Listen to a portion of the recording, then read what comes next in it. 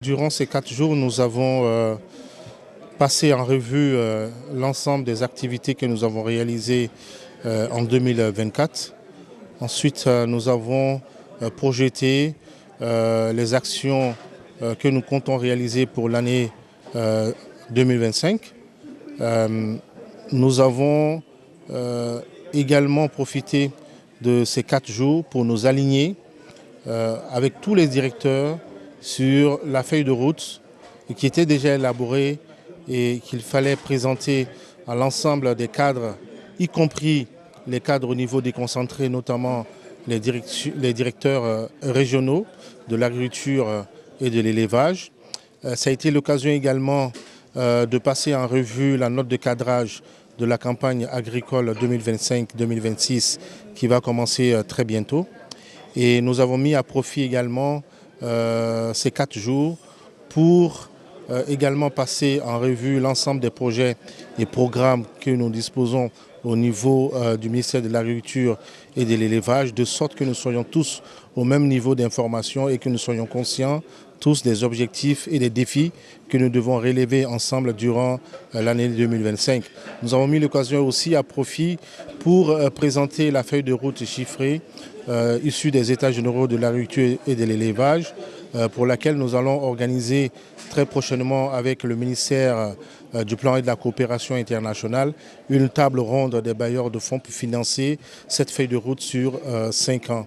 Donc, nous sommes également penchés sur la collaboration et la cohésion entre les différentes directions, mais également entre nous-mêmes, comment nous pouvons travailler, quelles sont les meilleures façons de travailler, de communiquer ensemble. Ça a été cette occasion de pouvoir discuter quels sont nos points forts, nos points faibles, qu'est-ce que nous pouvons faire de mieux pour le développement du secteur agro-pastoral de la Guinée quand on sait le potentiel agro-pastoral de notre pays. Donc c'était une très belle occasion, un cadre d'échange dans la convivialité également, puisque nous avons profité pour décerner des satisfecits à ceux qui se sont distingués durant l'année 2024. Et c'était une occasion où les uns et les autres ont pu s'exprimer de façon libre pour apporter des idées novatrices pour le développement du secteur agro-pastoral. Donc oui, on sort de là avec une feuille de route bien claire, c'est ce que nous avons réalisé durant l'année 2025. Nous avons également tout ce qu'il nous faut pour collaborer, pour communiquer ensemble, les innovations que nous devons apporter et tout le soutien que nous devons apporter aux producteurs, au monde rural pour le bien du secteur agro-pastoral. Nous avons mis l'occasion également à profit pour signer avec les Sud-Coréens un mémorandum d'entente qui va permettre aux Sud-Coréens de nous appuyer techniquement, notamment au niveau de la recherche, parce qu'ils sont très avancés sur ce plan-là. Parce que nous ne pouvons pas réussir notre agriculture si nous n'avons pas une recherche qui soit aux normes internationales, si nous n'avons pas des laboratoires pour faire de la recherche.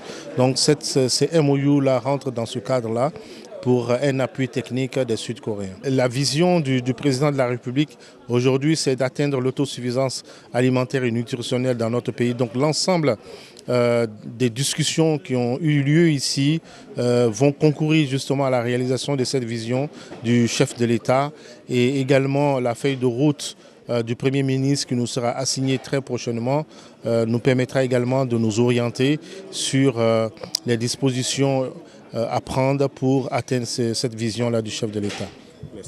Le bilan des activités réalisées par l'ensemble des directions techniques, des services et des projets du ministère.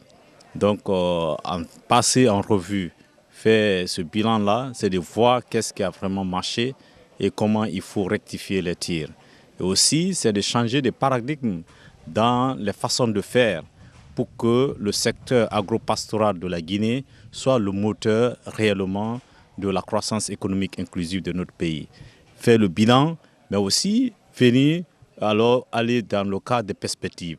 Les perspectives, bien sûr, pour 2025, les activités de l'agriculture et de l'élevage doivent être au cœur des priorités des paysans, au cœur des priorités des producteurs, parce que ces producteurs, le ministère existe parce que ces producteurs sont là.